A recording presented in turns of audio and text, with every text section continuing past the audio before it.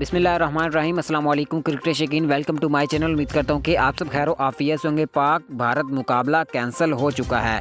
उसकी वजह यह है कि ऑस्ट्रेलिया के शहर मेलबर्न, जहाँ पर यह मुकाबला खेला जाना था, स्टेडियम में पानी ही पानी हो चुका है, जिसके फ़ज़ाई मनाज़र आप अपनी स्क्रीन पर तस्वीर की शक्ल में देख सकते हैं। इसके साथ साथ विक्रांत गुप्ता का भी बयान आया था रात को कि मेलबर्न में इस वक्त मूसलाधार और तूफ़ानी बारिश का सिलसिला जारी है और इस वक्त ICC जो है वो कितनी परेशानी में फंस चुकी है, ये भी आज की इस वीडियो में हम आपको बताएंगे। इस वीडियो को आखिर तक लाजमी देखते रहिएगा।